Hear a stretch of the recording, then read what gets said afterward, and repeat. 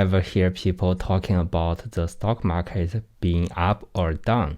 Maybe you've seen headlines about companies like Apple or Tesla and wondered what it all means.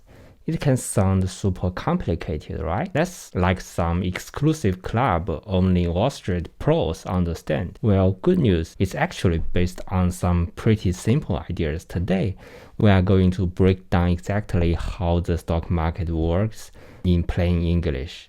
Alright, first things first, what even is a stock?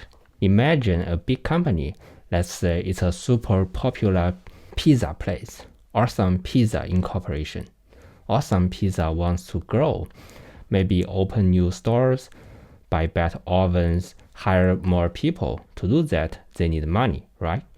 One way they can raise money is by selling tiny pieces of ownership in their company. These little pieces are called shares or stocks. So when you buy a share of stock in Awesome Pizza, you literally own a tiny fraction of that company.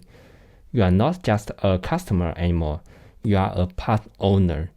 If Awesome Pizza does really well, your little slice of ownership might become more valuable.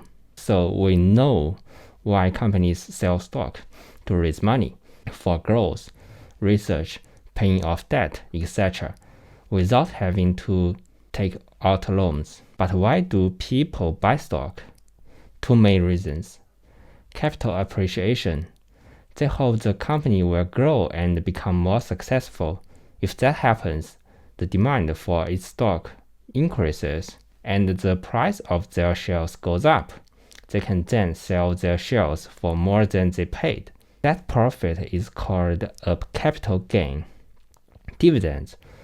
Some companies, especially larger, established ones, share a portion of their profits directly with their shareholders. These payments are called dividends, usually paid out quarterly. It's like getting a small reward just for being an owner. Where does the buying and selling happen? The stock exchange. So you want to buy a share of Awesome Pizza, and someone else wants to sell theirs. Where do you meet? You don't just call up the company. This happens on stock exchanges. Think of them as giant marketplace for stocks. The most famous ones you might have heard are the New York Stock Exchange and the Nasdaq. These exchanges act like auction houses. They connect buyers and sellers electronically, ensuring a fair and organized process. When you hear the market is open, it means these exchanges are facilitating trades.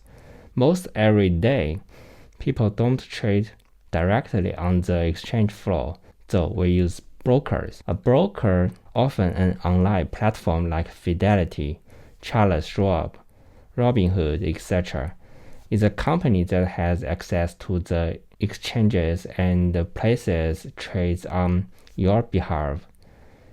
You tell your broker, I want to buy 10 shares of Awesome Pizza, and they go find a seller on the exchange for you.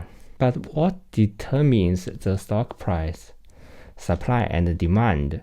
Okay, this is a huge question. Why does a stock price go up or down? Why is Awesome Pizza $10 per share today and maybe $12 per share tomorrow? It boils down to one fundamental economic principle: supply and demand. Supply is the number of shares available for sale at a certain price. Demand is the number of shares buyers want to purchase at a certain price. If more people want to buy Awesome Pizza stock than want to sell it at the current price, buyers will start offering slightly higher prices to tempt sellers. This pushes the price go up. Conversely, if more people want to sell Awesome Pizza stock than want to buy it at the current price, sellers might have to lower their asking price to attract buyers. This pushes the price down. Think of it like a huge, continuous auction happening millions of times a second for thousands of different stocks. There are some key factors for influencing supply and demand. First one is company performance.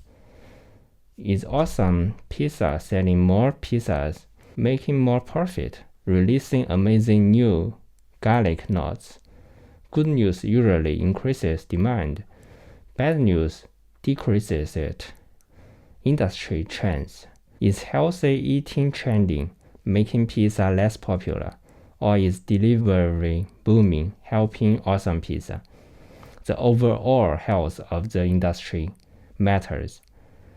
Economic factors, things like interest rates, inflation, unemployment, and overall economic growth affect how much money people have to invest and their confidence in the future. A strong economy often boosts the market. News and world events, major political events, natural disasters, technological breakthroughs, this can all impact investor sentiment and stock prices, sometimes dramatically. Investor sentiment. Sometimes prices move just because people feel optimistic or pessimistic about a stock or the stock market overall, even without concrete news. It's the physical of the crowd. The key thing to remember is that the stock market is dynamic. Prices are constantly fluctuating based on all these factors, and millions of buying and selling decisions happening every day. So that's the stock market in a nutshell. I hope this made it clearer and less intimidating. Did this help you understand the basics? Let me know in the comments below. If you found this video helpful, please give it a like and make sure you subscribe and hit the notification bell so you don't miss our future videos explaining finance in simple terms.